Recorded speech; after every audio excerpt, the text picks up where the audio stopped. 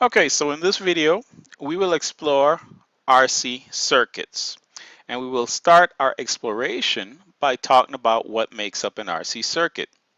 So, an RC circuit contains the following components. An RC circuit contains a DC supply source, at least one resistor, one capacitor, and one switch. Over on the right here, you'll see that we have a RC circuit. And again, in this RC circuit, you have the voltage supply, you have a switch, you have a resistor, and you have a capacitor. You will notice here on the switch that it says T is equal to 0. What that means is that at time T equals 0, the switch will close. All right. And I'll also point out that this type of a switch here is what is called a single pole, single throw switch. So the pole is at this location based off of the schematic diagram here. And you have one throw, meaning you can only go to one position, which is here, and to close the switch. So this is a single pole, single throw. All right. Okay. So let's talk now about how the RC circuit reacts in a DC type system where something occurs. So there's a rate of change that occurs within the current and voltage within these types of circuits. And we may use the following equation to represent this rate of change of the currents and voltage, where we have x of t is equal to x of infinity plus the quantity x of 0 minus x of infinity times e raised to the negative t over tau. Now, what do all these variables mean?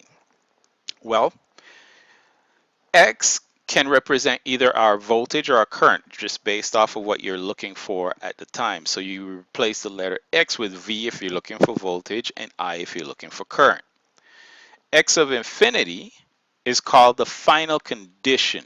So what it's saying is after a long period of time of the circuit being under test, if you will, or in operation or observation, what will the, let's say if we change x to v, what would the voltage be across the component that we're trying to find a voltage across? Okay.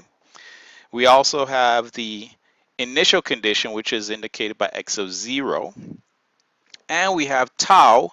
And for a RC circuit, or for an RC circuit, tau is equal to R times C. Now you'll notice that I have a little star there. What the star indicates is that R should be in ohms and C should be in farads. And if we have those units set up for our capacitor and our resistor, then when we multiply them together for R times C, in order to get tau, we end up with our time condition, or time constant, pardon me, being in seconds as the units.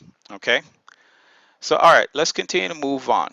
So for an RC circuit with no initial voltage across the capacitor, okay, the charge and discharging equations minimize to the following equation. So what we're saying is if we took the equation from the previous page and we minimize them based off of the initial and final condition, as long as the capacitor was not initially charged, we end up with the following two equations, where V of S is the voltage being supplied by the voltage source times 1 minus e raised to negative t over tau, and that will give us the charging voltage, or the voltage charging for the capacitor, or another component within. It will show the voltage across that component.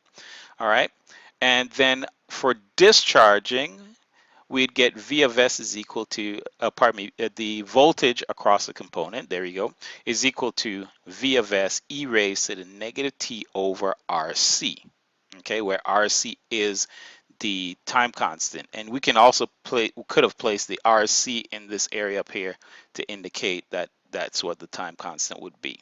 Okay, so that's the voltage charging, voltage discharging. Again, tau is equal to RC. And we get these two equations for the two conditions that I just indicated.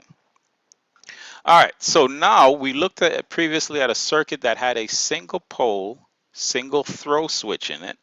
In this circuit, this circuit setup here allows us to be able to do both a charge and a discharge of the voltage, let's say across a capacitor. And we're actually checking the voltage across capacitor here, and that this is a voltmeter. Okay, so if we were to check the voltage across a capacitor in this type of a circuit, when we switch the switch to position A, then what happens is the circuit charges up the capacitor. Okay, the circuit charges up the capacitor. If we switch the switch to position B, then what happens is the capacitor then discharges. Okay, the capacitor will then discharge in this circuit. All right, so this is an example of an RC circuit where you can both charge and discharge. The prior circuit that I showed you, in that case, the capacitor can only be charged up in that case. All right. Okay, so now here's a few pieces of factual information that you need to know about RC circuits when they're charging up, and this is going to be very helpful. Let's say if you're trying to estimate certain values within, let's say, an experiment or whatever. So some important facts about RC circuits when they're charging. After one time constant, so let's say we found that the time constant was equal to 3 seconds. So after 3 seconds, in that scenario, the voltage across a capacitor for an RC circuit will be approximately 63.2% of the supply voltages, the supply's voltage. Okay.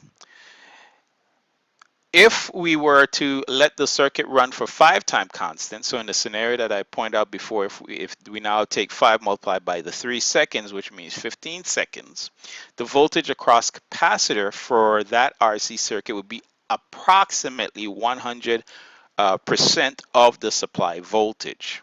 Okay. Now, if we're talking about discharging, some important facts that you need to know. After one time constant, if we're discharging a capacitor that has been fully charged, okay, that voltage across the capacitor then for that RC circuit would be approximately 36.8% of the supply voltage, okay, of the supply's voltage. All right. And after about 5 time constant, approximately 5 time constants, the voltage inside the capacitor as it's being discharged will be approximately equal to 0% of, or 0 volts of whatever the supply's voltage is. Okay. All right. So now, given that information, if we were to, let's say, plot the discharging and charging of the capacitor within a circuit, like let's say for instance the circuit that we saw with the single pole double throw, and in fact let me just go back and make sure we talked about that. So in this circuit here we have a single pole double throw. All right, so in that single pole double throw circuit, if we were to plot the voltage across, let's say, the capacitor over time, all right, what would happen is that the capacitor would charge up, and it would look, the charging would look something sort of like this. All right, and the discharging would look something sort of like this. And what you'll notice in this charging and discharging graph that I'm showing here is that as it's charging, you'll notice after one time constant on my x-axis, we're talking about time constant. Okay, after one time constant, you'll notice that the voltage here is approximately 0.632% of the full voltage, okay, of the supply voltage. And then when we get over here to approximately 5 time constant, you'll notice that it's almost fully charged up to whatever the supply voltage is. So if we say the supply voltage was 1 volt, then it's almost equal to 1 volt at this point. Very similarly, if you look over here to the discharging, after 1 time constant, you have 0.368. If the voltage from the supply was 1 volt, you have 0.368 volts, or in other words, 36.8% of the supply voltage.